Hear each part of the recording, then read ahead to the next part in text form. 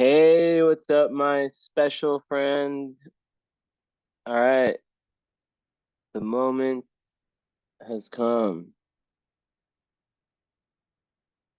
All right, I think I'm gonna go in meditative mode for the start. Let's just show the chart. So, let me test. Or am I not on microphone? You know what? I'm not gonna use microphone right now. I'll do it after. With microphone, I can't be flexible. Yeah, let's just stay like this. I kind of have to lean forward and stuff. Um, the sound quality is better, but um, I don't know. It's just not as comfortable. I need like a microphone stand or something. Anyways, very interesting shape chart. Um, so what we can definitely say right off the bat is there's a lot in Libra, Scorpio. It's just your chart has this shape. What's it called? Basically, everything is like in this block, mostly in the ninth and 10th, but also at the end of the 8th and the end of the 11th. So from the end of Virgo to the start of Sag, so through Libra, Virgo, we've got most of the chart. Um, then the Aquarius rising, the moon in Gemini with Saturn in that fifth house. Interesting. Chiron in Aries. 12th house Jupiter with the North Node. Ooh. So right off the bat, that's like a chart of someone who is headed towards spiritual growth in this lifetime.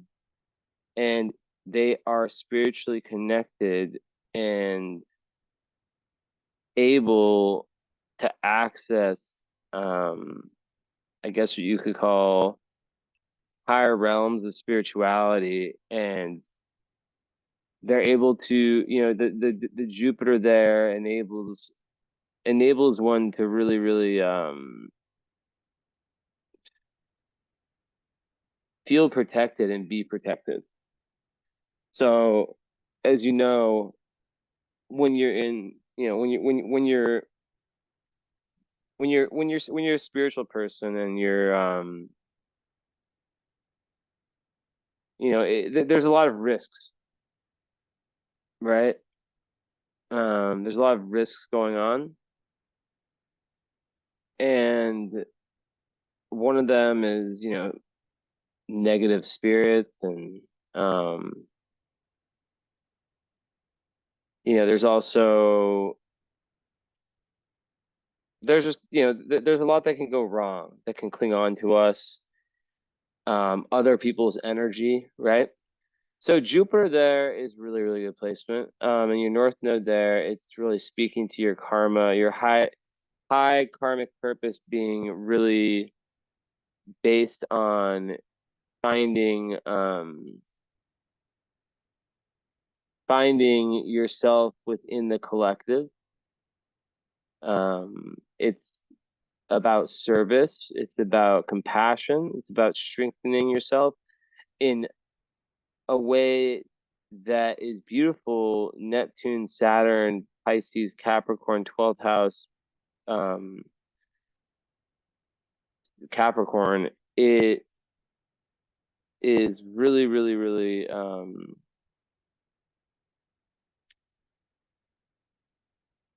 it's a mix of very spiritual, and also I always say with Capricorn North nodes, they're here to become their own metaphorical fathers in this lifetime.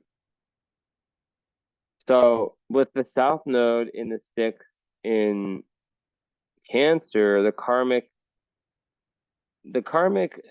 well, first of all, Vertex is there, so you have the opportunity to get a lot of past life gifts. That's how I interpret Vertex's South Node is like the more you can delve into your past, your karmic past, the better. Um, so yeah, I mean, you're a Scorpio sun, Gemini moon. Let's start there, right? You have Sun quincunx moon, actually, come to think of it, and that's when the sun and moon are 150 degrees away. So quincunx, I don't talk about them often, but they can be very powerful when it's the sun and the moon, obviously. And basically, it can create a level of it can just just the idea of Scorpio in Gemini. It's just like very different messaging that one would have received from parent A compared to parent B, which creates a lot of times a clash between the parents, not always, but they feel as though they have to, kind of forge their own destiny, which is also shown by what I just said about the Capricorn, like becoming your own metaphoric father in this lifetime. So, so yeah, having one that's very, very, like Gemini is a very active sign, right? It's a sign that is about, Gemini moons are all about change. They're all about diversity in their lives. And what can happen is a Scorpio sun with this, bunch of energy, Scorpio energy, is that there can be difficulty with, yeah, just the sun quincunx moon can give very changeable moods. And an inability to relax and to um, kind of meet the needs of the sun, which is your solar masculine. And Scorpio, it's about intensity. Um, it's about growth. It's about Scorpio suns are here to transform themselves. They're here to, really learn about power, um, the right usage of power, and they're very intense. So that's just kind of how it is. But then so like that masculine sign Scorpio, has that built-in intensity. And then the Gemini moon, it's like all about, so Scorpio also sometimes can be, it's more of an introverted sign, right? It's more of an energy that sticks to itself. But Gemini is very, very social and um very free, very, very expressive and multifaceted. So psychologically, when we talk about parts, one part would be, really, really interested in kind of like the social side of things, while the other part, social side and just like Gemini moons can feel comfort from small talk and from like just little small things in their immediate environment. And then, but Scorpio is these signs all about depth. So you could see how that could be frustrating, right? Because like one part is wanting to always go really, really deep, and then the other part is like, no, be more light, be more fun, or I want to be more light, I want to be more fun. So the conflict gets created in that sense. So aside from that, it can hit relationships in an interesting way. As the one side is very, very adventurous, and also air moons in general, Gemini moons, like, so Scorpio as a sun sign is very, very, you know, Scorpio energy, and this is probably why, like, I'm sure, like, I imagine, like, when you read, maybe when you used to read horoscopes, sun sign horoscopes, like, before really getting, like, understanding, like, that astrology is a lot more than just sun signs. Um, you may have been under the impression that, um, like, not under the impression, but you may have not been able to really, like, feel connected to your sun sign, because with the Gemini moon, there's a lot more lightness. Like, you would have felt it in some way, like, okay, but, like, Gemini moon, it's just a lot more, like I was saying before, like, the air moons, like, like, they can, like, the emotional stimuli can happen, and they might not react. Like, they might not even feel like I always say, like the same thing can happen to the Cancer moon and the Gemini moon, and the Cancer moon reacts and cries right away, and the moment gets rid of that energy.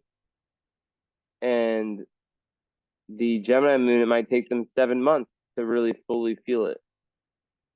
So, or to let it sink in. And that's because air moons have a tendency to intellectualize their emotions, and um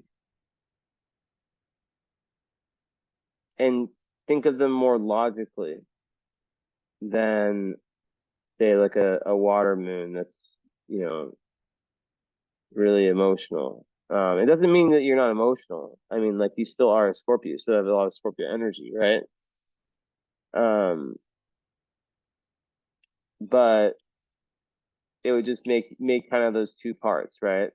Those two parts. And, like nearly, like, most people I do readings for, I try to identify the different parts in them, because I believe that as humans we're very complex, and that when we can start to, like, give name or give form to these different, parts within ourselves, um I feel like it moves us closer to wholeness, because we can start to identify, okay, that's, you know Scorpio, or water, that's my water part. And then you have the air also, right, with the Aquarius and the Libra, and you have every element present too. Or wait, not fire. Yeah, because there's something that's in there. But yeah, it's interesting for sure. Um, I think that also it's really important when you have that kind of tense relationship between sun and moon, like, to figure out how to bring equilibrium to them. So in your case with Scorpio Gemini, how do you make the Scorpio happy? Scorpio likes alone time. Scorpio likes, um depth, and loyalty in relationships, and it values privacy, and it's very sacred, in the sense of, like, if you like, a Scorpio will match it. Scorpio energy will match, a lot of times will match the energy. um yeah, like, some Scorpios can be bitchy or assholes, but, like, in general, I feel like Scorpio is very good at, like, understanding the energy, and matching it. Like, if someone's a dick, Scorpio's not just gonna sit back, but if someone's, nice, and has good energy towards them, like, they'll match it. Of course, that's not one size fits all. It's different person to person. But so then Gemini, the twins, right? air moon. So it's like that's that emotional need for stimulation, emotional need to have things changed up. So that's what you like maybe like the horoscopes would have said like, you like whatever Scorpio stuff it'd say, right? Like but then like it would totally leave out this very adventurous and open-minded and intellectual. I mean, yeah, Scorpio is also intellectual, but it's in a different way. Like the Gemini intellectual is more about like just really, really like that curiosity for different topics and just really being able to just like, like Gem moons are very smart typically, right? They're very their moons, their emotions are based on the intellect. It's the Mercury moon, so there's also the potential for over analyzing. Um, but then the Scorpio sun, yeah, so it's different types of intelligence, but I don't think like one is necessarily better than the other. I think like yeah, Scorpio is about research. It's about delving deep into matters, right? It's about obsessing over something that they might be, interested in studying or learning about. So um I just think that the balance there is found when one can look at one can have a life that they feel really like Scorpio energy. Scorpio sun needs to feel safe, and they need to feel secure on like an energetic level, while while Gemini is about it's about taking risks. Like they're not afraid to take risks. Um, they're not afraid to take the I mean, in the Aquarius rising isn't afraid to take the road less traveled. And Aquarius is air, Gemini's air. They're friends. So it's interesting because like I like to use the egg metaphor, and the ascendant is like the shell, your personality, outer personality, how you are, like your mask that you wear, and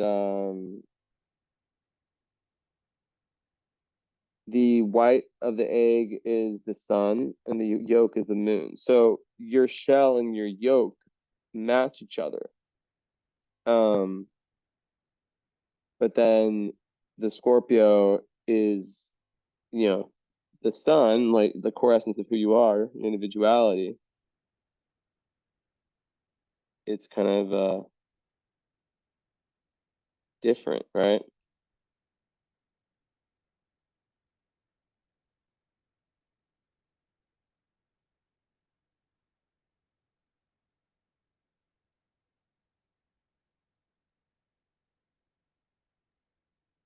Hold on.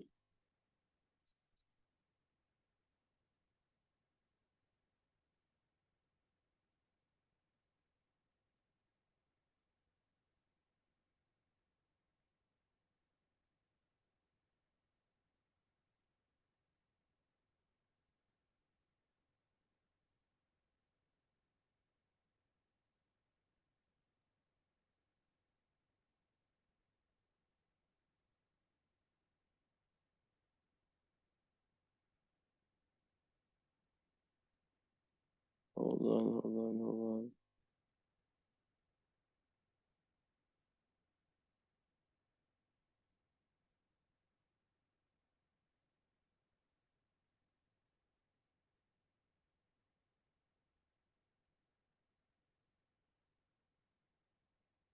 on. Yeah, so there is a lot of like Gemini, I guess one word would be like exposure. Um, and like Scorpio likes to cozy up a little bit, And it's just really the big difference between those two signs is one is kind of more surface level, one is really, really deep. But I think that like that could come together in a way where you'd have a lot of like intrinsic mutability, right? You'd have like kind of like the best of both worlds. You'd be able to kind of be in those two different ways, right? But yeah, Gemini is very flighty. Um, and like Scorpio needs a lot more time to feel comfortable and it's a lot more serious. Gemini is like a jokester, it's a trickster, you know? But I think together, like, and I think is Jordan Peterson or someone like really intelligent who's famous has that. I can't think of who. Is it him? Or is he a Gemini, Scorpio? I forget. But it definitely can create someone who, can have this real intensity, scorpionic intensity. So I think for intellectual pursuits and like studying in general and learning, it'd be very, very strong. But Gemini moons can be very nervous. That's the one thing. There can be anxiety. So for Gemini moons, it can be really helpful to work with your hands or to do something with your hands. Because Gemini rules the hands, like play guitar or something.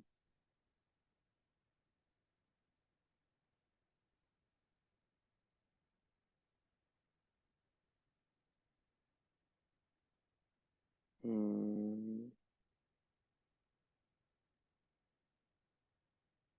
So yeah, it's kind of like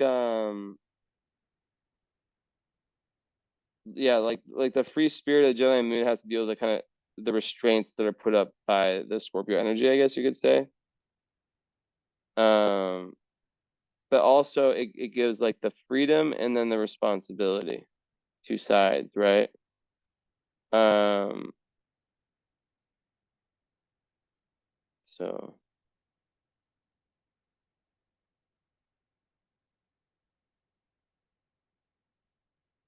yeah. And then the houses, 10th house sun, the fifth house moon, there's that energy of maybe ninth house in Placidus and fourth house and moon. But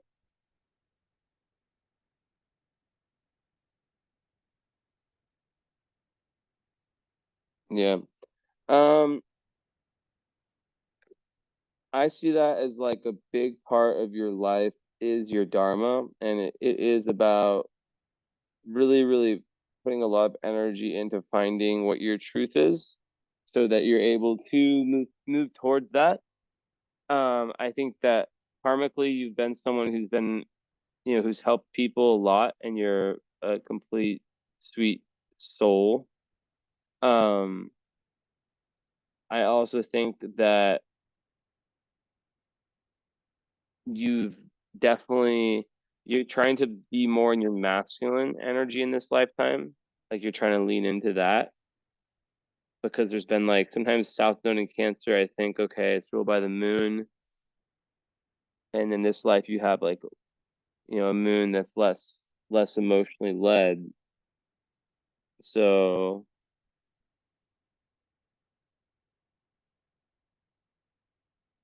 sometimes Cancer South Nodes, they have a tendency to be a little bit too stuck to the family. Um, Stuck to like, the role of the mother or just kind of like staying really close to home in terms of like the like and I literally just made a video about this.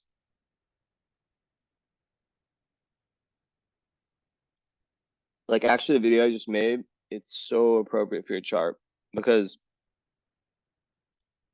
um like your nodal axis is Pisces Virgo because sixth house, 12th house. And then it's also Cancer Capricorn, which like my video is about a lot, right? And just like how important it is for us to create foundations and how when we have the like when we have this what do we call it,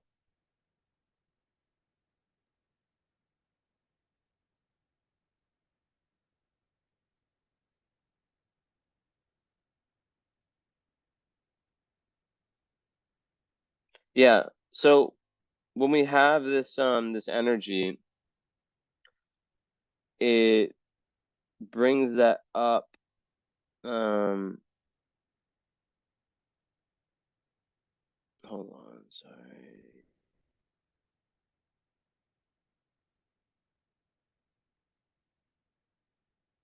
Yeah, okay. So when we have that energy, it talks about like this lifetime really being about you moving away from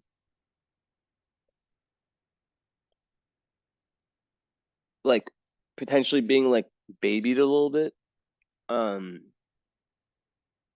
and relying a little bit too heavily on other people for your just oh, why did I turn off my video? Just for different stuff. Um, and in this life, a lot of times, like I just had a North Node in Capricorn, and a lot of times it is a quest for maturity in the eyes of the world and of not being like overly dependent on people like it's about like getting out in the world, right? And you have all this ninth and 10th house energy, so it's very clear that there's in past lives where you've stayed too much in like the home and the known. um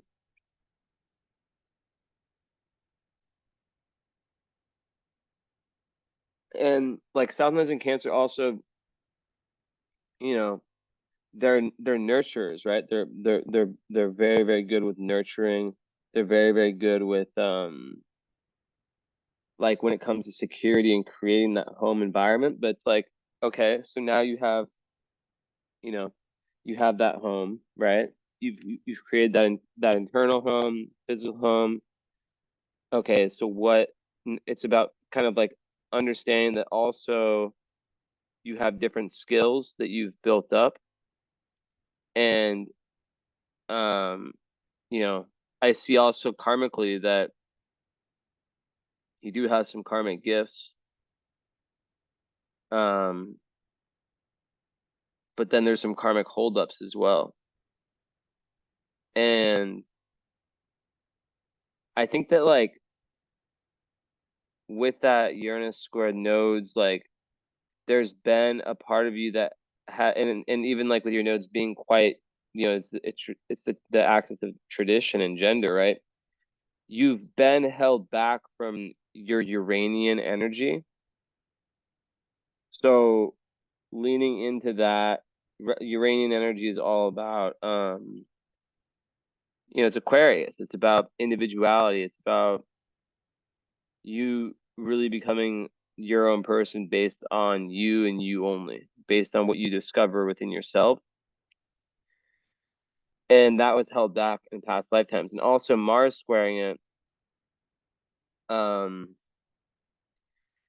People who have that sometimes can have like some like it's like they didn't act enough, right? So the South Node in Cancer makes sense because it's like you didn't act enough, and then there can be some anger or some like kind of like some internal energy in this lifetime that is meant to be put into great use. And now the fact that you have the conjunction of Mars and Uranus, it means that you just move differently, and that there's a little bit of genius to the way that you move through life, and it's probably very unconventional. But there's also a very, very unique purpose, and you probably also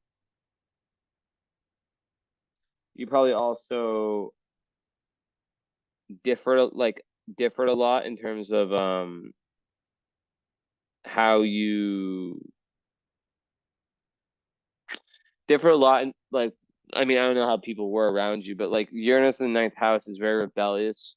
So if they get like religion pushed on them, they usually like rebel against it. They have their own kind of like philosophies. They want to have their own philosophies in life.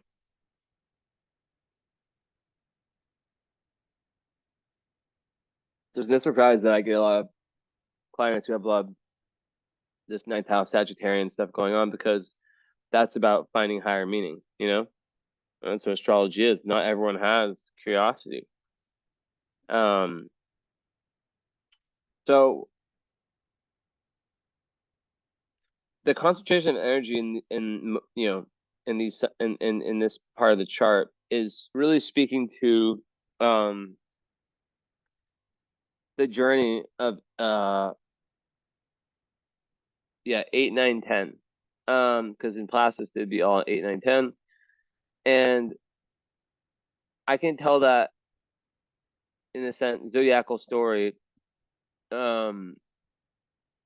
where the eighth house is shadow work. It's when we go within ourselves and we figure out, oh, I need to change this about myself, or you know, like it's the house of death, rebirth, transformation, right? With Pluto. So here's, you know,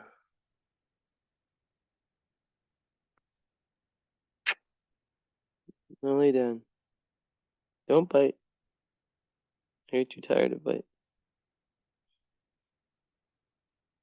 So in every human, we all go through it.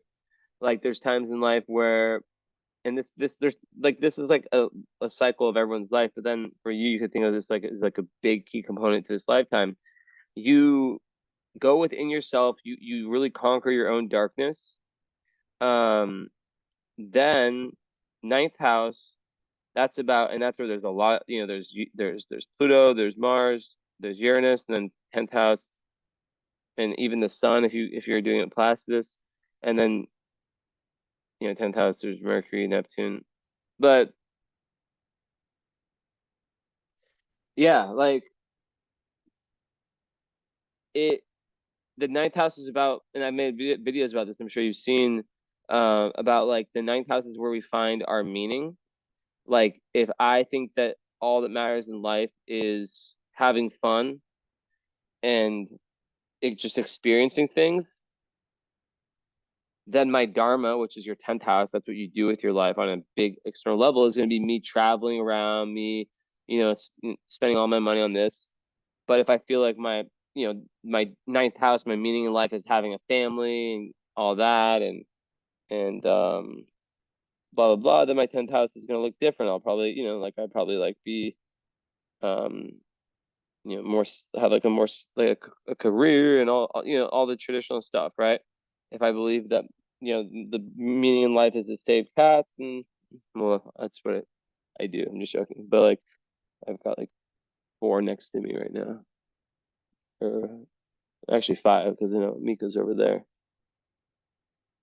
which is pretty crazy to think about. Like 5 cats energy in like a meter circumference of me, 4 visible.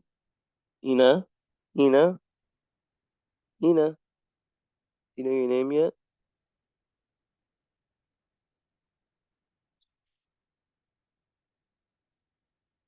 Anyways, so yeah, so eighth we go within ourselves. We get real with ourselves. It could be through relationships, through the esoteric, whatever. Ninth, we find meaning. We go through, we travel the world. We travel the world physically, metaphorically, and that's where your Mars is. So you're gonna, and your Uranus. And it's in Libra. So you'll have like lots of push. I don't think you would like probably like with Pluto ninth house. A lot of people with Pluto ninth house, they don't really feel like they belong where they were born. Like a lot of them like lack this kind of patriotic feeling.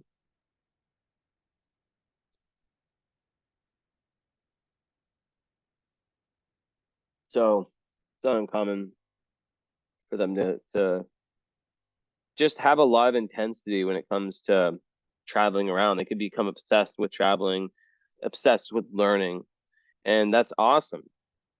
Ninth house is one of my favorite houses because um, I think that it's through self expansion that we truly gain a lens into what we're here to do. And I think that like like people who don't have that part of life developed, they're kind of like headless they're just kind of like headless chickens running around, and then one day they say, oh shit, all this stuff I've been doing, it doesn't matter, it has no meaning, it's all my ego, fuck. So it's better to better to spend the time, the energy, realizing,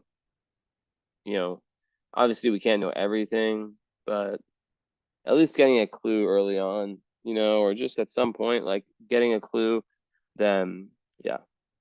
But that's with your Mars there and Uranus, like that's rebellious, like someone who definitely spent a lot of time traveling physically or traveling metaphorically. Lots of, probably someone who would want to, or who would have many different teachers throughout their lives. And also it could relate to teaching, someone who has a lot to teach. But then this goes back to the nodal energy, which is really about hmm.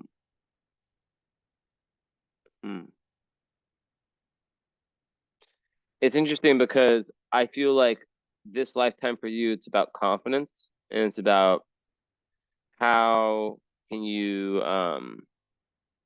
just go and do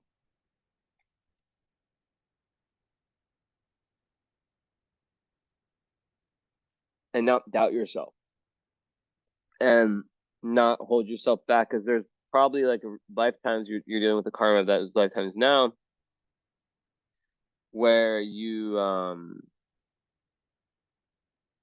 where your individuality and your that revolutionary part of you is held back.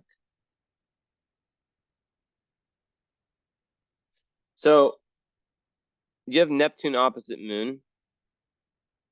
So yeah, so that adds like a really empathetic part to your Moon. So that's good. I mean, it is a difficult placement, but um, Moon opposite Neptune is definitely a big one.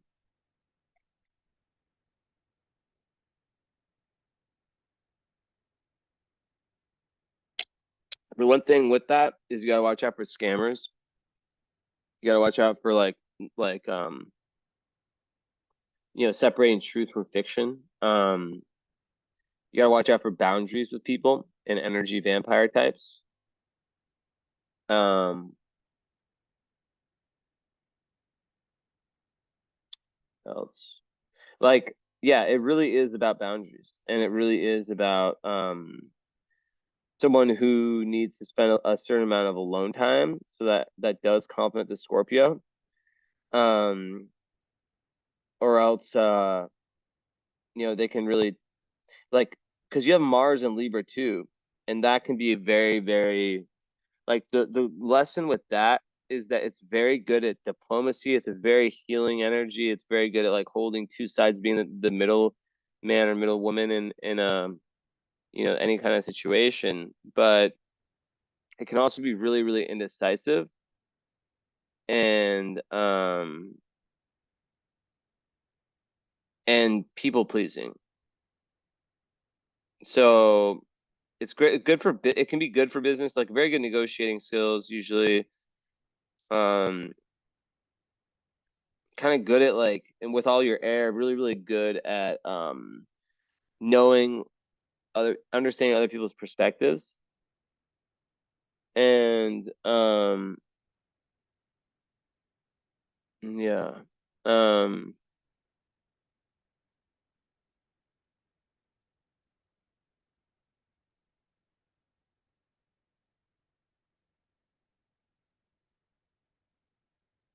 but yeah, just that like that a lot of times they really don't want to like make others disappointed, and sometimes they'll put themselves down in order to not make that happen. They want the energy to be balanced. If so it's like energy vampire types, right? They take advantage of empaths like you. So it's really important when you have a Neptune opposite Moon, Mars and Libra, to lean into Aries, which is about independence and assertiveness, and like, no, I'm not gonna fucking stand for that shit. Fuck that. Well, you don't have to say it like that, but yeah. Um, it can be really indecisive, Mars and Libra too, to the point to where it's just like my girlfriend has, and she can't make a decision to save her life. Um, and sometimes it's like, so it's really important to like to create like my response to that is like create a set of morals, like a declaration of independent, no, like a constitution like countries have that you base all your decisions off of. That's the way to do it. Um, so yeah, it is really like the goal is to live peacefully. Um, but they can really like run away from challenges, and there can, it can make passive aggressiveness. And that's like from the Mars being square the nodes, that's like a little bit of held back energy in past lives. So expressing anger could be difficult for you. Obviously anger is just, a layer of sadness, but expressing anger in a healthy way, right? Like, and it doesn't have to be like for example, having like a strong workout, like physical activity that kind of gets the energy out could be really, really nice. Um,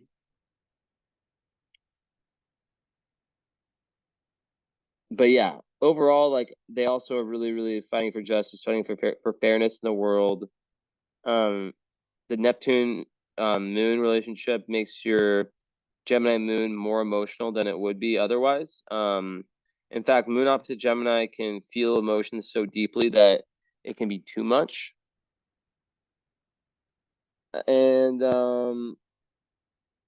last thing I'll say about Mars and Libra, it's really, really good for compromising.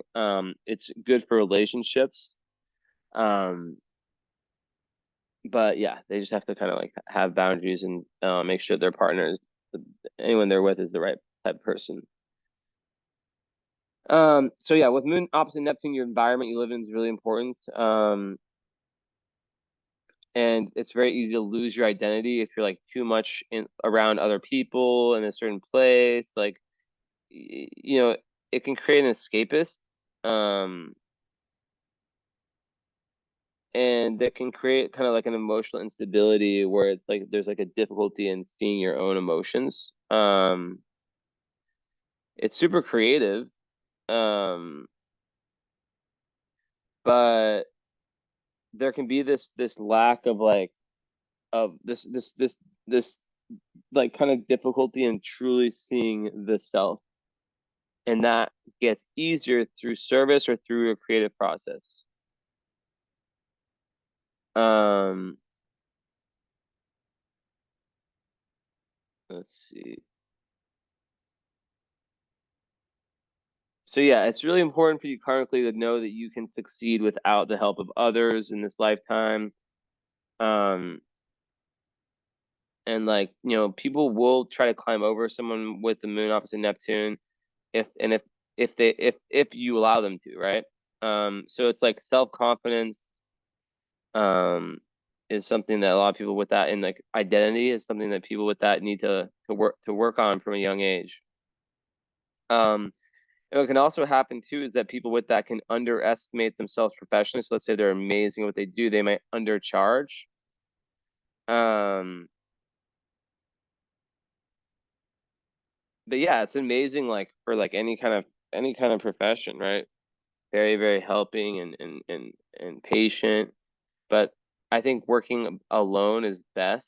Like Neptune moons, they can just take on the energy from people around them so much and really like have that chameleon blending in energy, but that can be very difficult and distracting and like overwhelming. So when it comes to relationships, that the same thing can happen. There can be like an over idealism and like kind of like with Mars and Libra, there can be a difficulty in saying no, or just like in kind of ending things and hurting someone, even if they're clearly not for you. So it's all about realism and willingness to like make the right, you know, decisions when they need to be made, right? Um, so yeah, like it can just be illusions that can exist. And it's all made easier when you use cameras or mirrors, like affirmations, or just like making like a video like the one I made today. I make videos like sometimes I just don't post them, but like it's therapeutic, and that's going Pisces, right? So Neptune is Pisces, so it's like literally a cheat code. Um,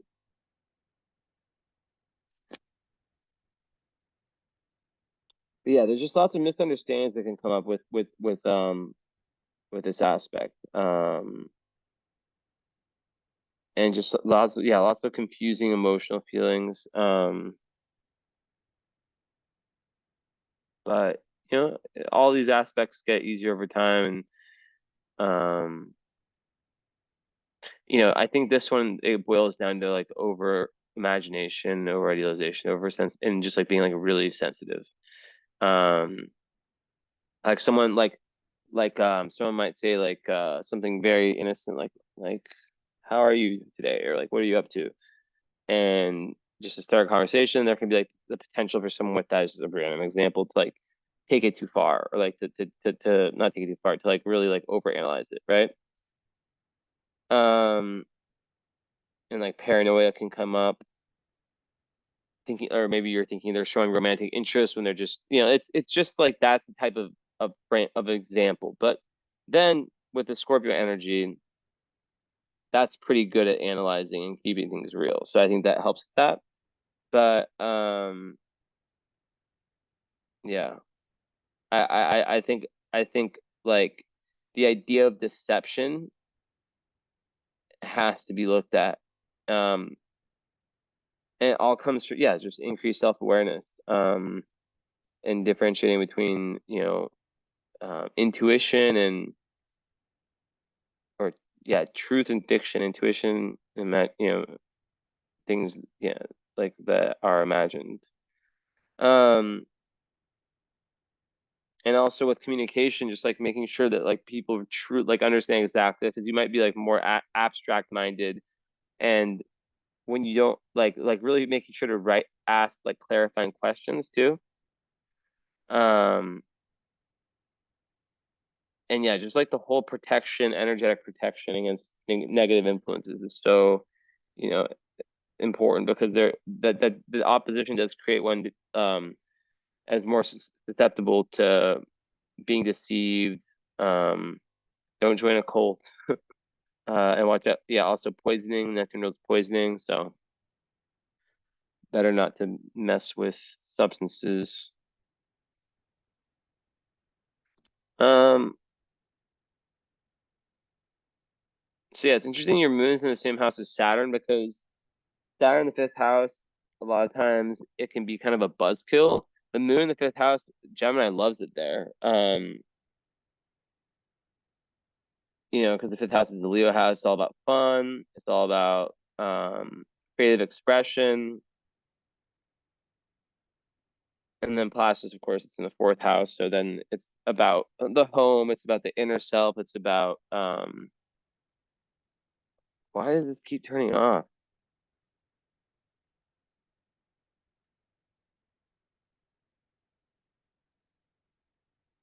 It's annoying.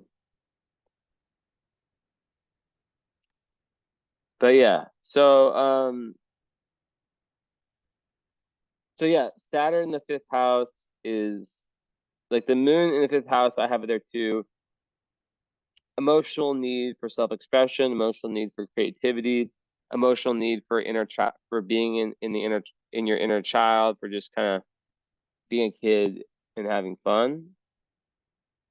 And Saturn there is way more about it actually, I always think of it as like this big wall that could come up in terms of one's creativity, especially like for the first 30 years.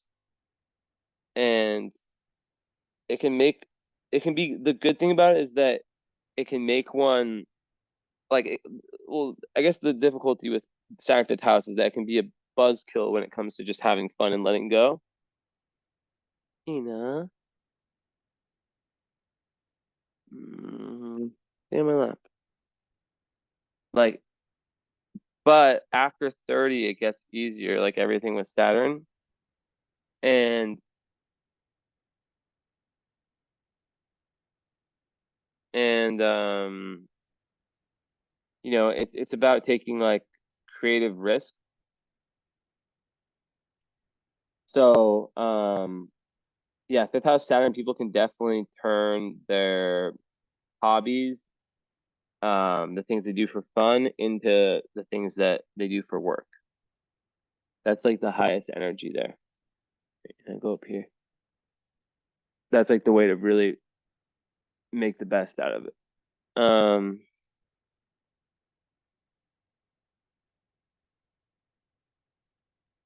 But yeah, having Moon and Saturn in the fifth house, they're not conjunct, but still like it can make that area of life more difficult to appreciate, or not appreciate, more difficult to like fully like the moon, if it's there by itself, it doesn't feel like held back in that sense.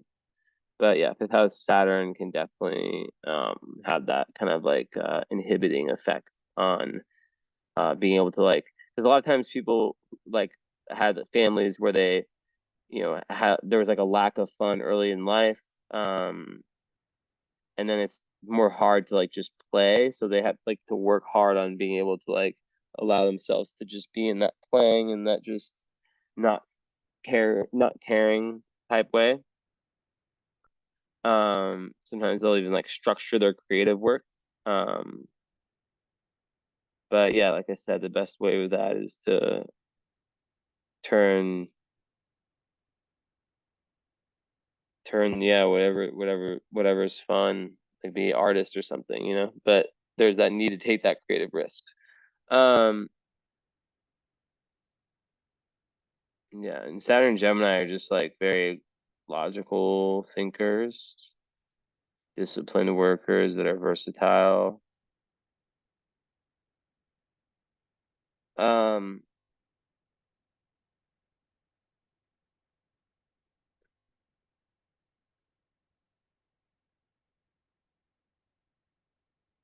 and yeah, Chiron Aries definitely backs that up, um because that makes it so that sense, like it really pushes one to have to really work on self-assertion, which goes back to all that Libra energy, because it's something early on in life that would have, it could be like your sense of being, um sense of kind of, existing, or just being yourself, being violated early in life, leading to a fear of self-assertion. So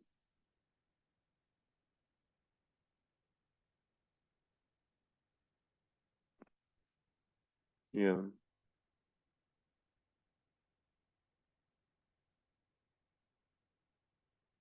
Third house Chiron is makes sense for a chart like yours, because all your ninth house would probably giving you like a very different philosophical outlook on life, and maybe like other kids just didn't have that. Like, I get that a lot with my clients. Sometimes they got made fun of, or sometimes it wasn't like that, but it was just like they kind of didn't feel like people understood them. Like, and when you're young like that, it can be really difficult, because you can feel like, is something wrong with my thinking? Is something wrong with me? You know? And then later you kind of find things like astrology and spiritual, like just different things that can help you understand it. And then you're like, oh, okay, it's not me. So I was actually like understanding things that other people weren't.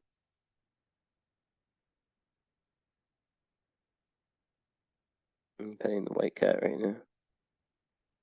Yeah, you big belly.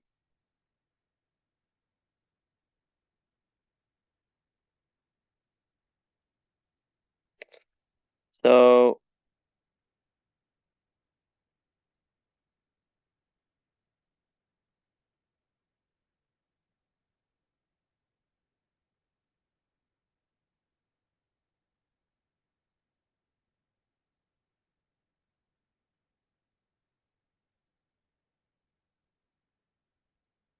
Come on, kitty.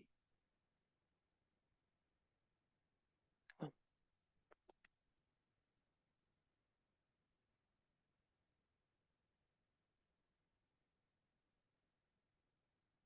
I'm gonna pick you up.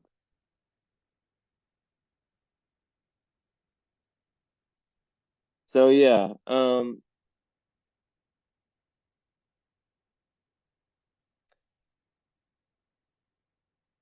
lots of time trying to find meaning, research, and then Scorpio, so yeah, like as I was saying with the ninth to 10th, then your ninth, your 10th house Dharma reflects your ninth house. So, um, Scorpio midheaven, um, sun's pretty close. I mean, it's 13 degrees, but it's near. So, um, just that whole idea of your Dharma reflecting, your beliefs and all that is just huge. Um, let's see. So Mercury, and so the chart ruler is Uranus. So ninth house Uranus gets even stronger. Uranus, I was telling you, with Mars, so that is the rebel, that is the person that has a very, very like a lot of energy, and they can be very big risk takers. They can be attracted to like dangerous sports like skydiving or something like that. Um, Sometimes, yeah, it definitely creates like a rebel. But sometimes it's like a rebel without a cause. Um, but like, it also makes you want to head towards more, onto a more kind of different type of path in life. Um, so yeah, there's just a lot of creative talent, a lot of excitement with that placement. Um, Usually is like a quite attractive energy also. Um, just lots of like, yeah, electric energy, like very enthusiastic type of, it's a nice aspect to have those two together. Um, Mars, Uranus, it's just a push towards individuality, which was missing in past lives, right? So now they're together in this life, squaring the nodes. And yeah, so it's really through following um, that kind of like unconventional way of doing things based on your beliefs. That's how you get to, that's how you get to your north node, right? Um, so yeah, your Mars is in Libra, but this gives it kind of a taste of Mars in Aquarius-ish.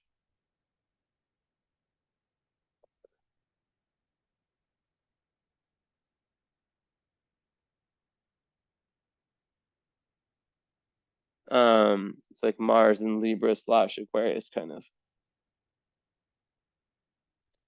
but more, I mean, still in Libra, but Uranus is Aquarius, so definitely very humanitarian, um, very inventive. Your teeth are so small.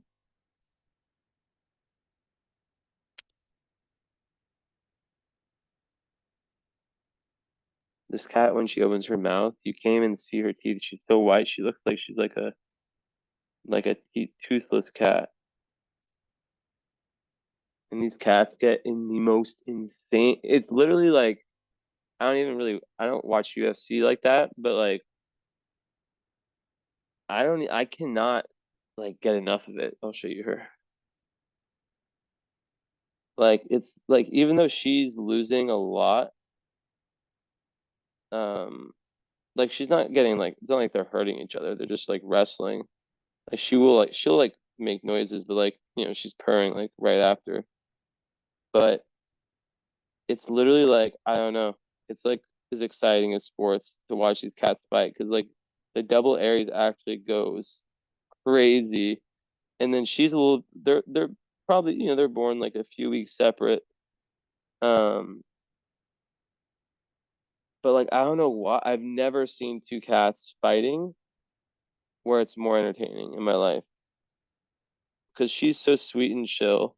She just wants to lay down and get pet and just be chill. Venus, Taurus, Sun, Libra, Moon. And then the other one is just like, is that um, yeah, she has a mark on her nose from the fight. Is that from the fight?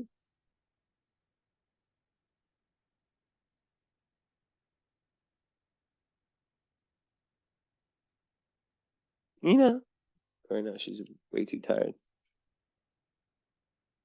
But yeah, anyways, yeah, I don't know. I just like sometimes I'm like, am I crazy for like just watching this? But like, I can't. I don't know. I can't even explain. It's like no one's getting hurt. It's her nose a little bit, but it's just like, you know, I don't even know. I'll have to film it and put it in my story. Like it's like insane because Ina just goes so hard and like Neela fights back and stuff, and she's getting a little bit better. I really want her to.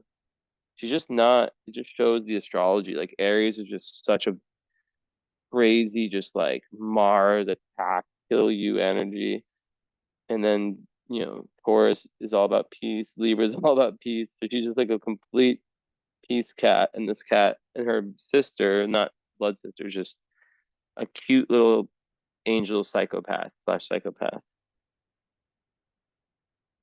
But she's so cute. She's like the cutest cat ever, besides Mika and Esme and Felix. Neela's really sweet and she's really cute. But like, Ina, yeah, I mean, I don't know. I don't like to say like one of my cats is cuter, but just look at her. Ina, Ina. And she's so soft. She's like velvet.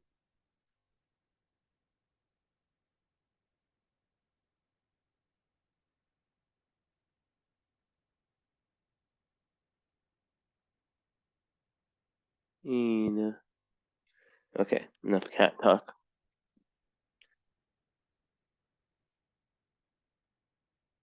But yeah, it's sad. Last thing I'll say is that they'll just be like she'll just be like getting relaxed and rested. Like she'll just like be like, oh, okay, she's lying down. And then she comes over, the crazy cat, and starts giving her like a bath, but it's like a really aggressive bath. It's like she's like grabbing her and like licking like I'm like that's like not like a smooth cat bath. I feel like it's like I can't tell if she's just such a crazy double Aries fiery cat that like she just can't. But I've seen her be really smooth before, but I think it's because her energy is really high and she just has no chill button. And she just goes in and it starts as her like trying to give her a bath, and then within 10 or 20 seconds she gets annoyed, makes like a little small movement, like she's like on top of her, and then they just start fighting. And I don't know, I just can't. Like it's so entertaining. I don't know what it is. It's crazy. Can't explain it. I need to like show you a video or something. But yeah, okay. So anyways, like the Mars, very rebellious, um, needs to like have like a good like there can be like martial arts could be a really good thing for that.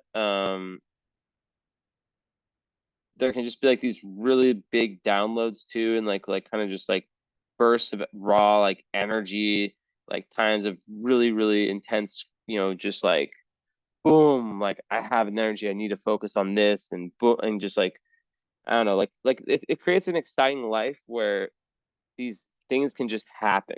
Like there can be lots of spontaneous travel to very karmic places too, the Pluto there. So yeah, yeah, it's really like someone who acts without restriction.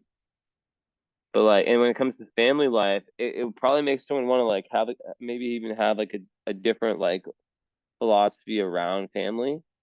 Like because freedom in your own space would be so important to you, especially as an Aquarius rising too, right? That, that makes you kind of come off in that, Aquarius risings are people who do things their own way.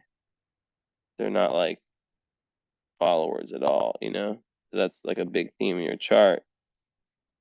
But of course, like any placement, like my grandma was a double Aquarius. My grandpa was too on the other side. And both of them, because of how conditioning was, like I don't think they really leaned into that Aquarian side. So like Aquarius can also be it can also be very, very Saturnian, right? Mm,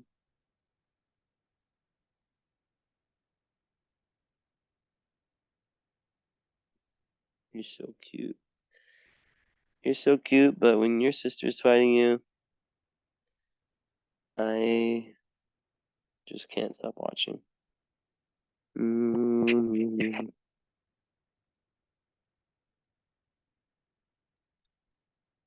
But you need to start winning. I try to help you sometimes, and you don't take advantage of it. You're too peaceful.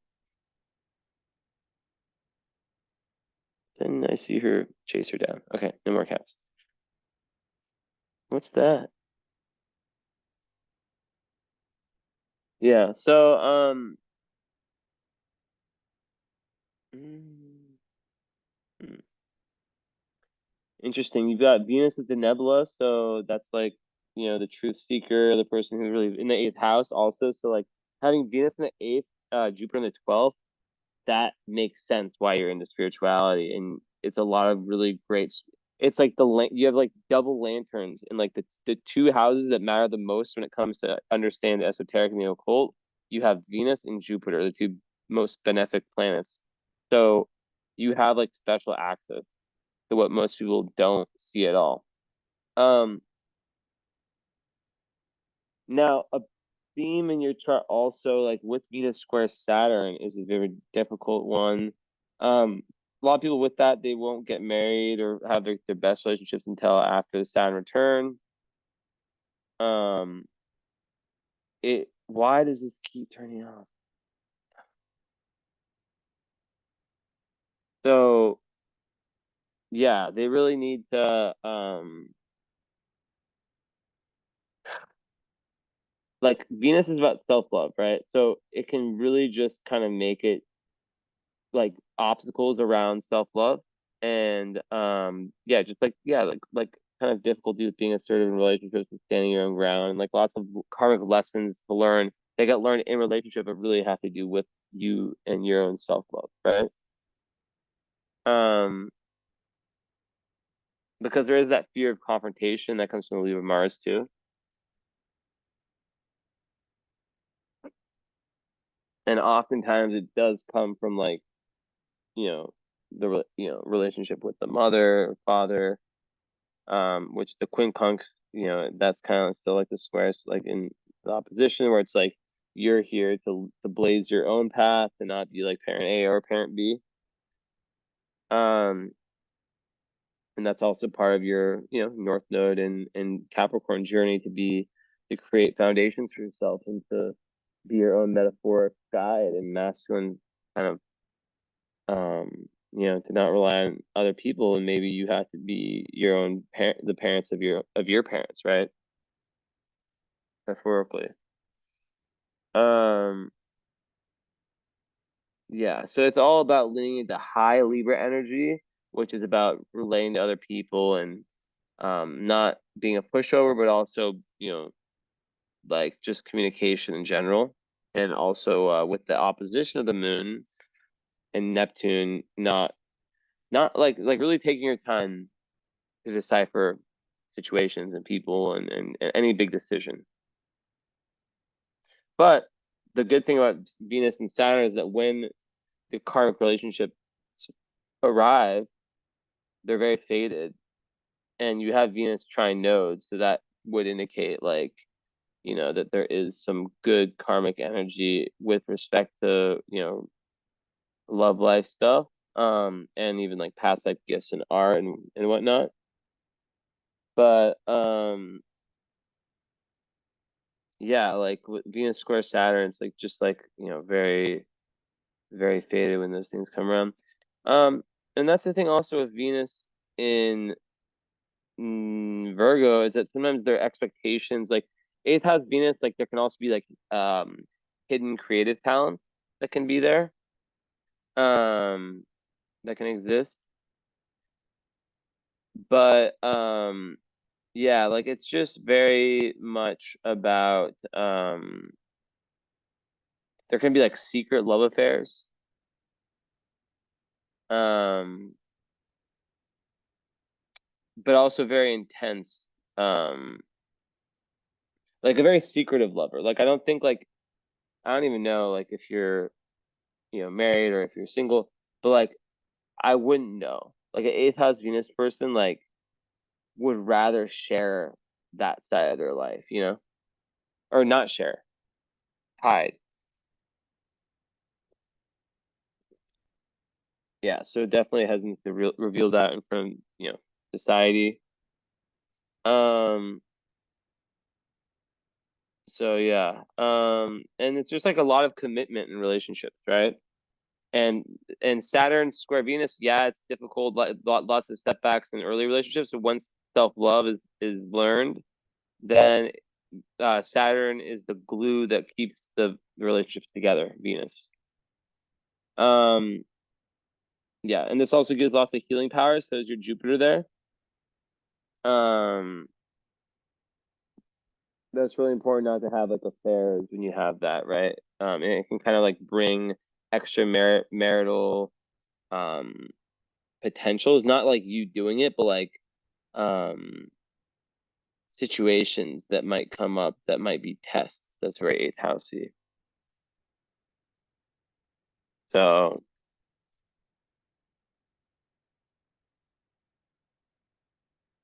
yeah. But it does give like really great psychological insight into, understanding the depths of human psychology, right? And yeah, Venus and Virgo, they also like their love language is usually like what they do rather than what they say. Like they show their love by their actions, and they look for practicality in love, They're not looking for all the like yeah, they want the kind of basics, or not basics. They like they want to be noticed for the small things they do. Um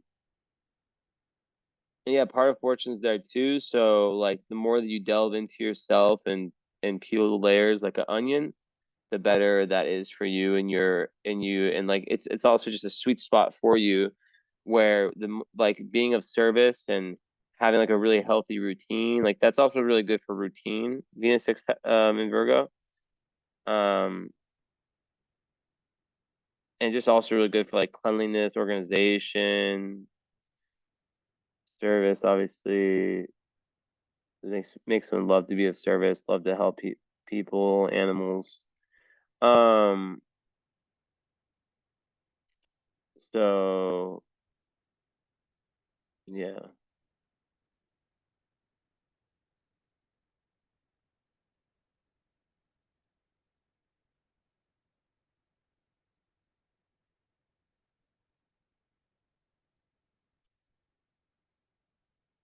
And I think what brings the greatest joy is when you're able to transform and that kind of um, death rebirth transformation, different phases of your life. That's huge, and you have that Moon trine Pluto aspect. So that one just gives lots of leadership skills, lots of ability to. It's very intense. Someone who enjoys a challenge. Someone who has a real positive ability to pump people up and to move forward in your life.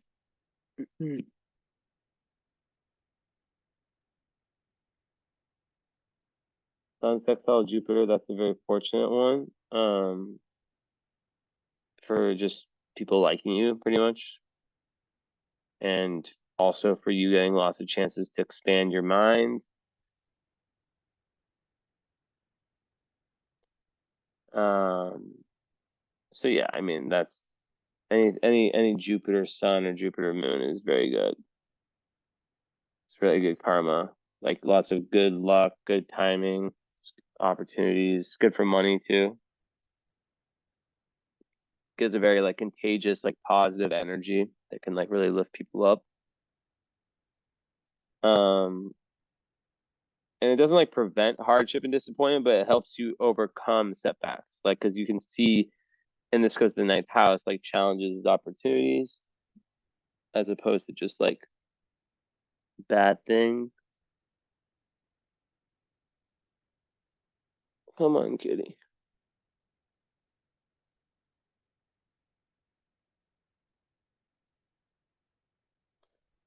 Um, yeah, and it just makes yeah, like adds kind of like the philosophical nature.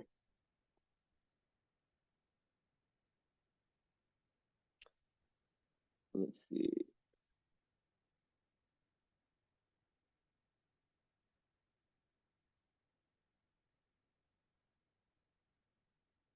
So yeah, the midheaven with Mercury, a lot of people with that like it's in Scorpio, so you want to like really have like a career that teaches you some level of truth, like where you're able to like find truth like through like your I don't like to call it career, like through your dharma, through your big mission and external mission in life.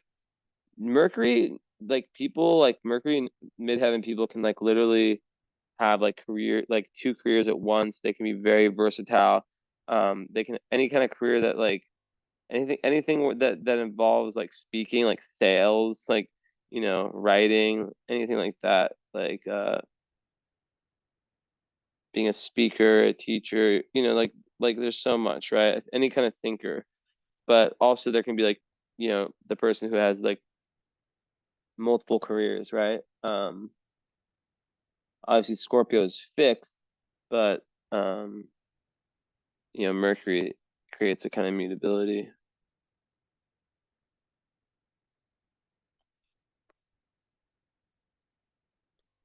Um, and then yeah, Jupiter is in Cap, so I mean that is very good for money typically. 12th house though, so yeah, that's interesting. It makes someone really seek the meaning of life, like really really deep thinker, from deep within themselves. And they have the ability to like have this very optimistic, like big picture energy, like a view of everything during the darkest times. Um,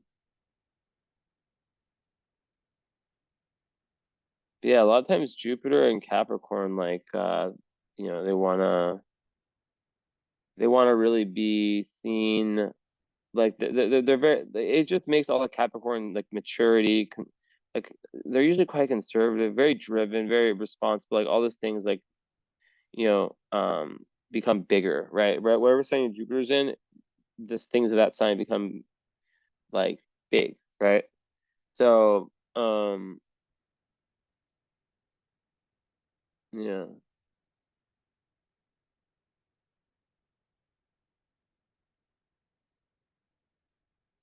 So I don't know. I think let me think about this one. How it relates to everything.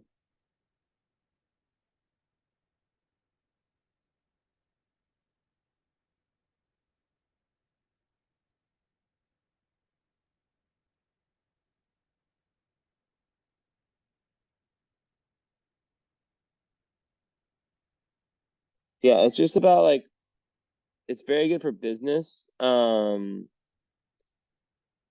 I think with your chart it goes well, especially in the 12th house. Um, like it's important to not like for people with this to not have that like overly like business. Like it's about integrity and honor. And that's like the highest energy of Capricorn. Um, Sometimes people like Capricorn can just be like it's all about business. All business is all that matters. That kind of energy. Like getting ahead at any cost. So I think like in the 12th, like just having like, this like responsibility and this honor to whatever you deem most important, like for your dharma. I think that is very important, and just wisdom in general. But yeah, it's like the Jupiter and Capricorn person is the person to go getter. They could be like a self-made millionaire.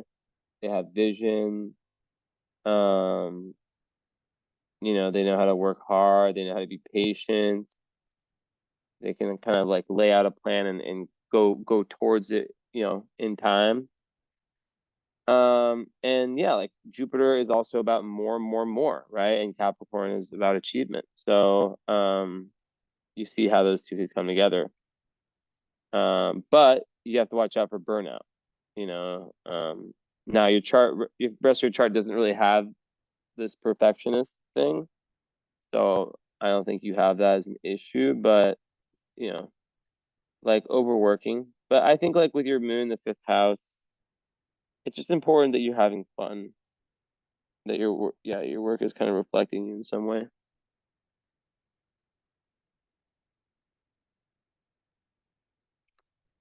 Or getting you to grow creatively. What else? Yeah, I think just like a lot of faith in your own abilities also is another thing you can say that. Okay, let's see here. So Neptune 11th is interesting. I think that can cause some kind of like fog. Like it makes one want to like be friends with people who are more spiritually inclined, more empathetic, all that stuff. Um, so it's the house of friends. Um, so it can also like it makes like it does a lot, right? Um, One has to really, really perceive the people around them clearly because there can be that potential to choose the wrong friends with that moon opposition too and get like emotionally attached to the wrong people. Um, so yeah, like your friends are very important in your life, right? But it's really important to have that even energetic, like give and take energy. Um, so yeah.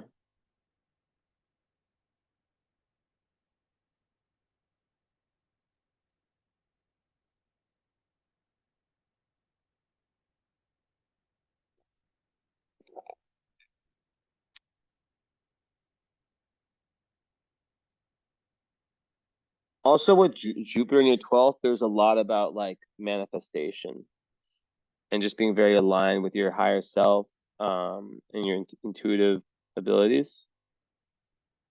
So, yeah. And then like 11th house is also like your bigger than life, long like goals that take a lifetime to complete. So you could have like very deep spiritual, compassionate goals and really want to like, work to make the world a better place and find other people that are down to do that with you. So,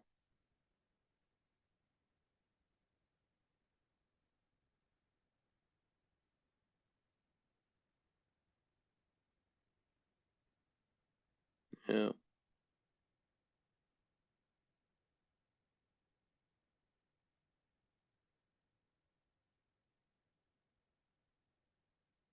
Let's see.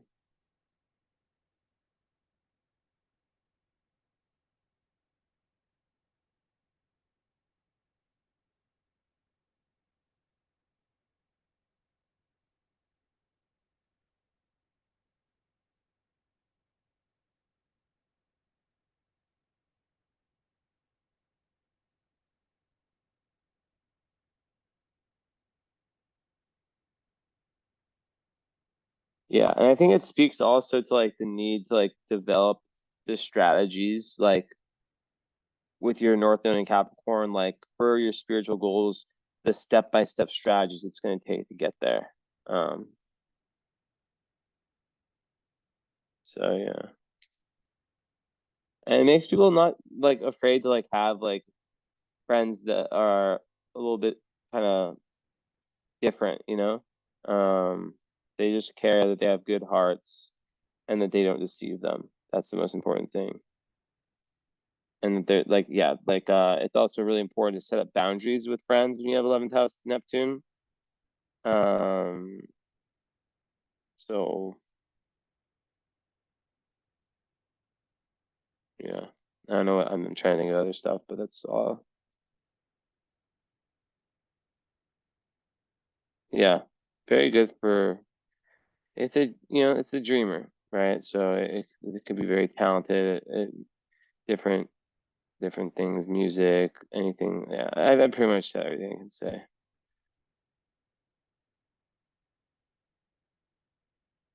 And yeah, just like attracting like very unusual, caring types.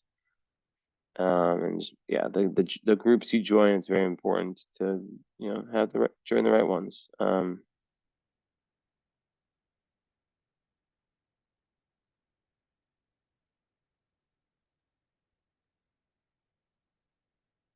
But all yeah, I remember one other thing. It's also important to note to not like because Neptune 11th house people can also join forces the people who are drinkers and escapists. So that's like the low vibe of that. The high vibe is like artists and spiritual people and stuff. Yeah. Inspirational people. So okay, so Mercury, is strong in your chart in Scorpio. That mind that wants to delve deep beneath the surface, research things it's interested in, all that, right? Now with love, like I said, the Venus is, it's really linked to like your self-esteem and um let me see one thing.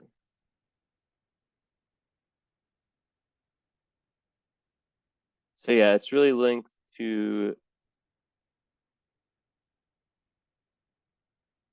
the self-esteem. I was just testing my microphone. It's really linked to the self-esteem with the Venus square Saturn, but also like, reliability is super important. But also the ability to go deep.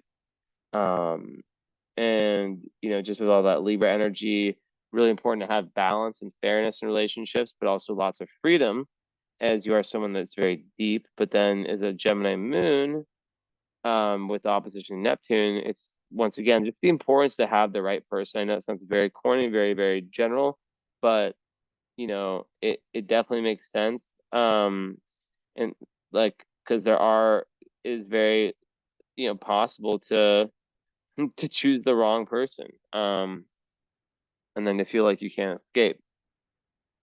And then the fact that like Juno, which is our ideal mate, is in Scorpio, that is interesting.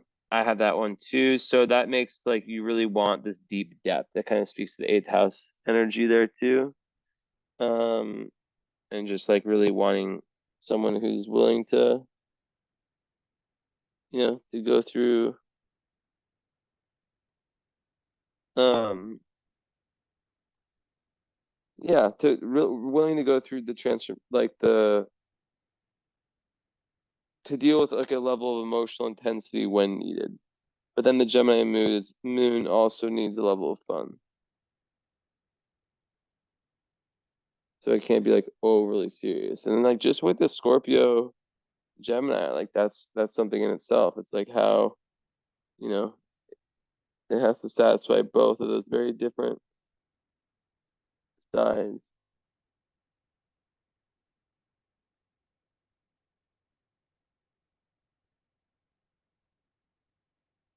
Hmm.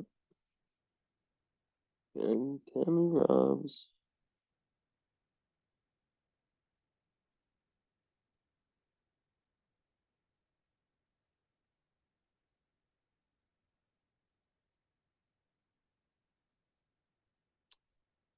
Mm-mm. Yes, there's not that many aspects.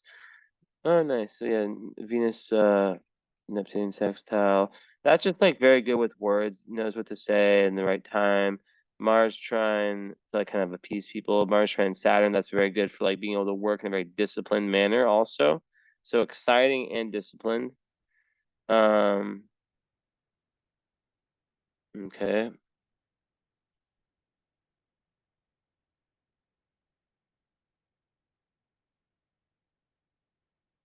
And yeah, just like Jupiter square Pluto, that's just like needing to learn to have confidence in yourself when life kind of gives you those blows.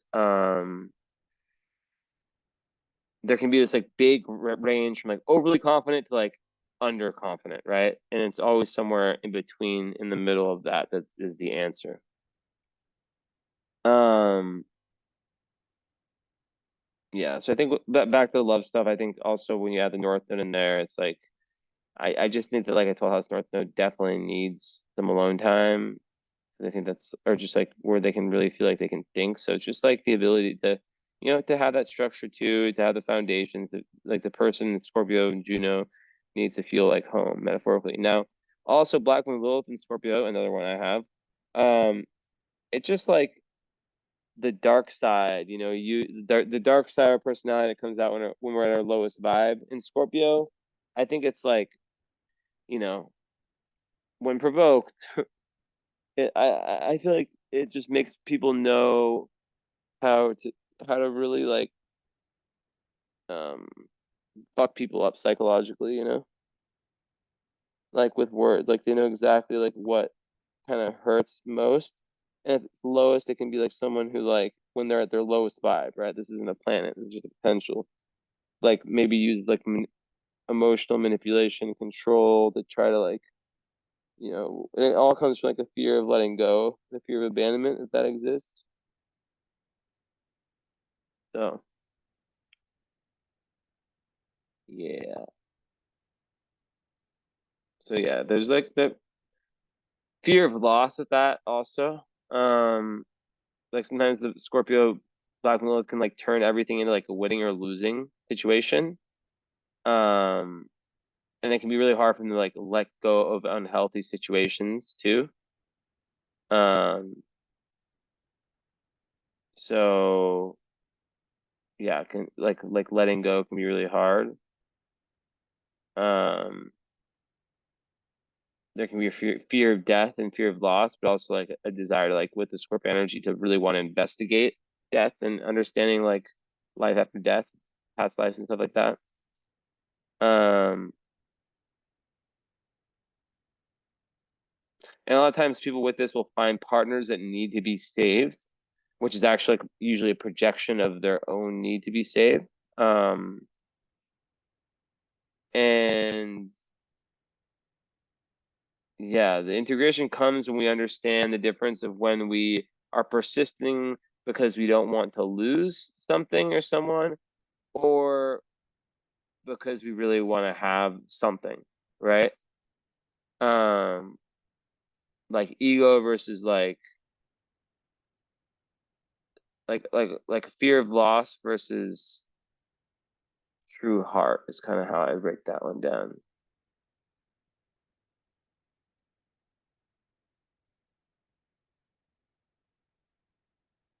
So it comes from like reinforcing the belief of when something has to end, it's usually because something better is waiting. There's something on the other side. But sometimes that placement can like, yeah, it can hold people back from that. Okay. So yeah, definitely a very strategic thinker who can see all sides of this, all sides, like very, very good at like very such an empath, so good at seeing all sides of the story, seeing the big picture, probably a really brilliant teacher, um, speaker, all that stuff. Um, and yeah, I think like in relationships, just like also feeling very nurtured when you're in like very, very like even and peaceful relationships. But then as Aquarius rising, like I said, you could also be very, very happy in a Gemini moon on your own where you're experiencing. So it's like relationships won't work. Like it'd almost be better for someone with a chart like this to not be in a relationship if like there's not that freedom, like if they feel like they're losing their individuality from the relationship, then it's almost better for them not to be in it because they'll start to feel like it's like a prison, you know? So, okay, let's pull this. Yeah, and then Beth is also in Gemini. That's the Gemini fifth house. Just the ability to, yeah, to create, to make your work, your what you do for fun, your work, right? Like very good for creative work, and also like lots of dedication to your children. If you have children, it'd be like lots of dedication to them, and yeah, just really loving communicating and just different types of media and um yeah, like it's good. It's good. It's interesting. You have Vesta in Gemini, um and the Mercury on the midheaven.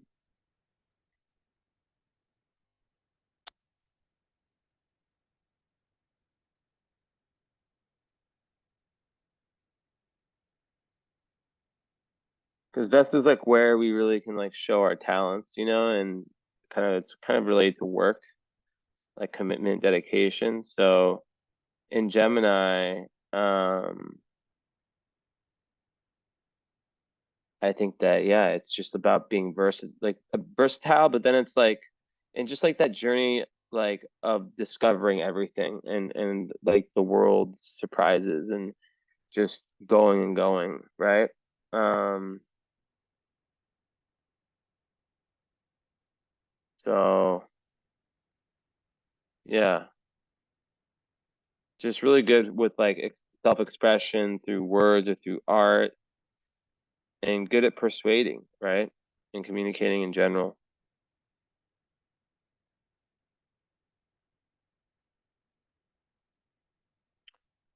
I think the only downside is like there can be a struggle to like slow down the thoughts, and that also, so like meditation, not medication, is like the best thing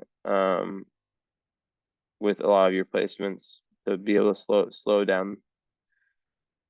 And I think living, don't you live in, I mean I'm not gonna say your name, but actually wait, I'm not sharing this one. Your name's Nature Love, so this would be a private share. So I don't know. Do you live in nature? I think you told me you did. I try to forget everything about my client, even though like I know you, but I try to forget everything before going to these readings. But don't you say you live in the bush? Or not the bush, but like yeah, like in like the outback. I forget. But you're But anyways, okay, let's see. So lots of themes here, lots of themes we're connecting. Um, you're here to find meaning in this lifetime and to get past into really like, I was gonna say be a man, like an American thing. Um, not actually be a man, but like, to really, really, really, as Americans say, man up. But it's like it could go for either gender, it doesn't matter. Really find your own power.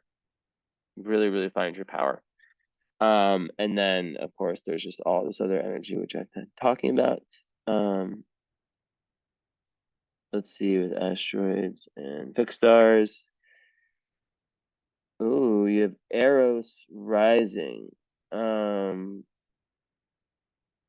so that's even more about manifestation. And just like, yeah.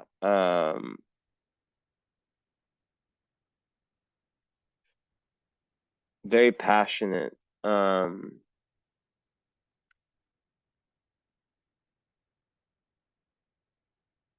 kind of, how do I explain this?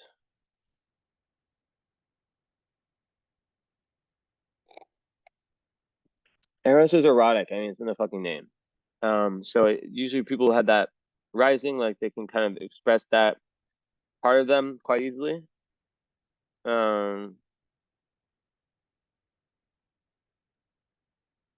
And there's like a certain sexual confidence typically.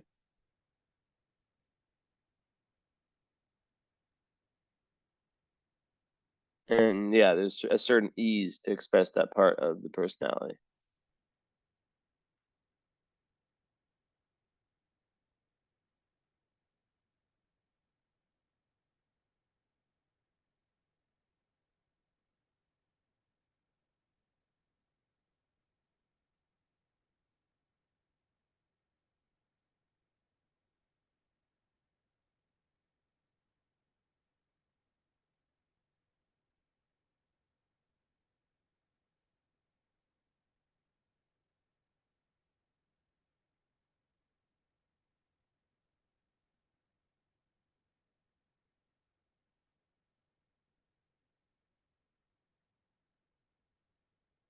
I guess the best, easiest way I can explain is people see you as erotic. And it can be a blessing and a curse because, sometimes you don't want to be seen that way, right? And they can see that and not see like the depth, that scorpionic depth. But yeah, everyone's different. Everyone's different. But Scorpio is also like a seductive sign, so um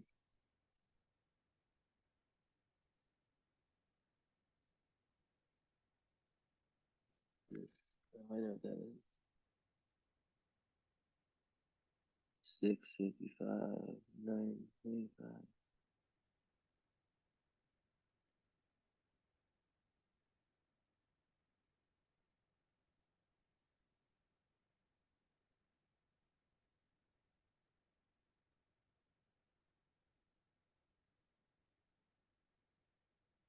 So you have the nebula and Urania on your Venus. Urania is about astrology. The nebula is about truth seeking.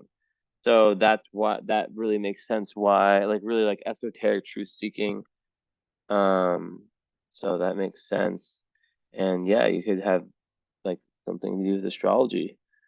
And then Psyche's with oh wait. It's with Uranus.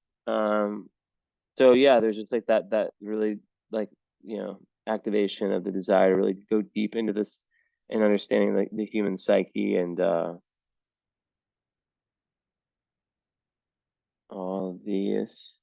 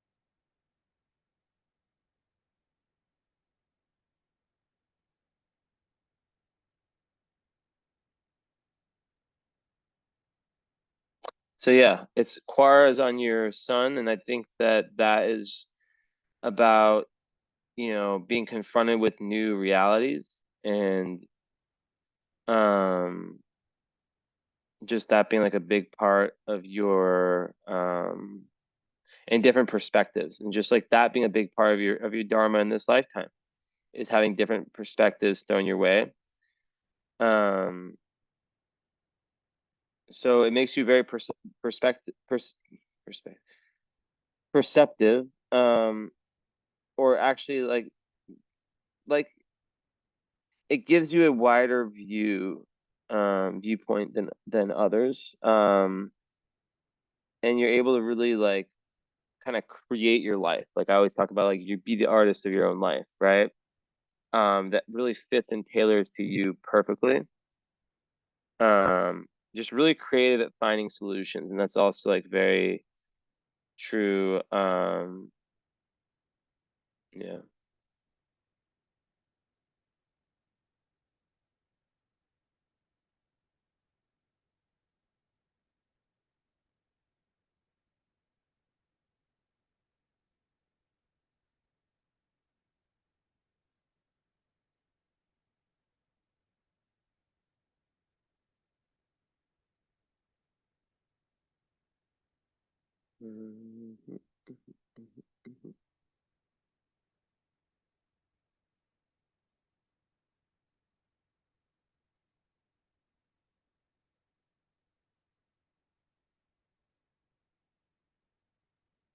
Ooh.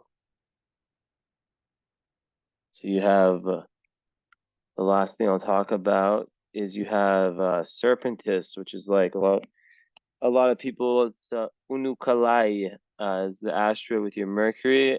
Um,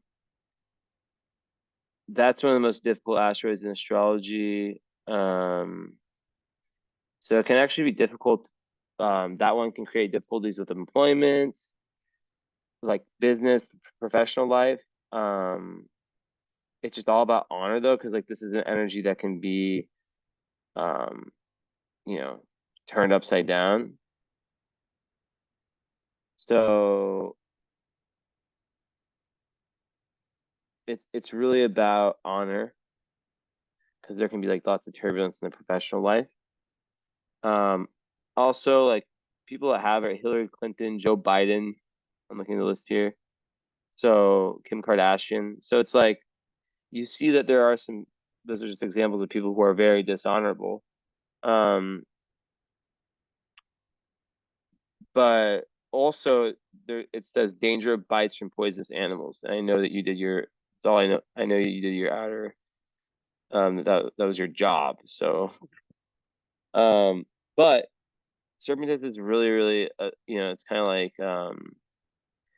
it's something that it's immoral. It's accident prone, violent, but it can be transformed, right?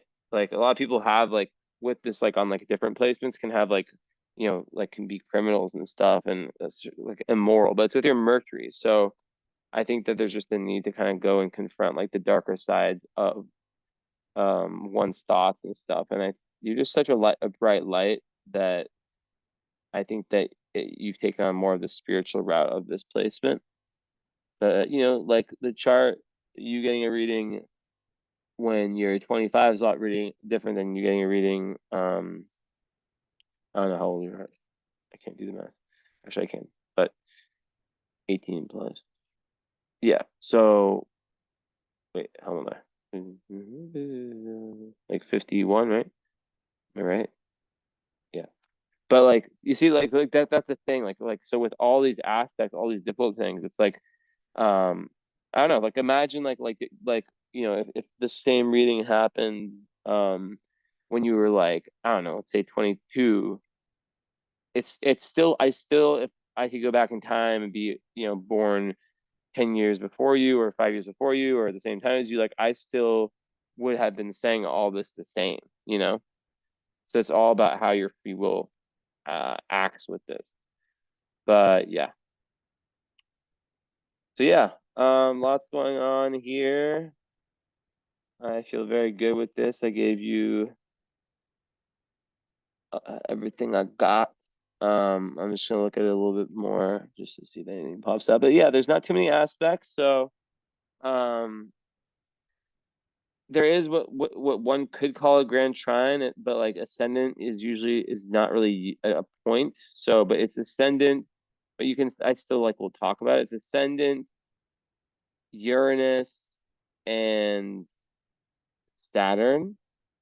So ascendant's not like a luminary point, so we don't usually talk about it in that way. But if we do put these all together, um, Uranus and Saturn trying the, I mean, well, even besides that, like basically they do try in the ascendant. So, like ascendant can take aspect, but because it's not a luminary, I can't really give them back. Does that makes sense. So, basically, having Uranus and Saturn, and especially since Uranus is square your nodes, well, I'll do one more thing for you. I can find it. If I can find it. Hold on just a moment.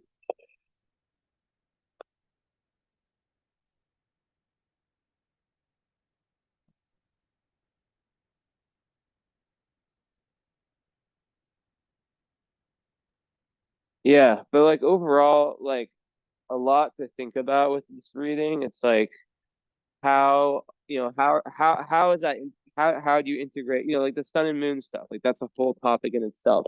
Like when I do these readings, like it's your like there's homework, it's like people who just listen to my readings one time, which I know you won't, like that's not the goal, like that's not like I don't know, like I'm almost like I know you're like an amazing client, or not even client, like friend, I consider you a friend.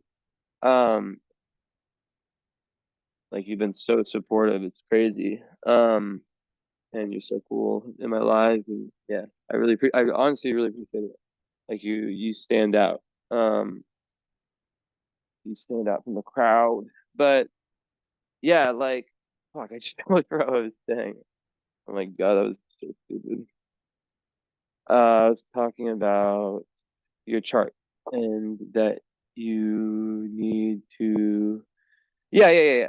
Like, I'm starting to think like there's people who I was talking to Uranian Matt about this, and he just messaged me saying that he's like, you know, not unfollowing me for any reason. I'm sure you saw my story because I was just like kind of copy and paste it because it's like, very similar to what I'm going through. But yeah, like he was talking about like we kind of like chat a little bit, and I was like kind of like like there's some clients like I sell the reading and the follow up, and he was like saying the same thing. He was like, people like there's a lot of people who will get the reading and follow up, and then like I always know I kill it on my readings, but like I just won't hear back from them. It's so weird, like I just won't hear back.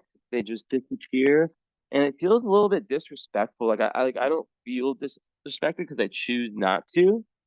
Like I choose not to I choose just like okay, cool, transactional. But like um like when you get a reading from me, it's like and most like I'd say like most I don't know. I don't even know. I just do so many readings that it's very hard to keep track of, like who says thank you, who doesn't say anything. But I feel like a good amount of people like just don't say anything, which is so weird.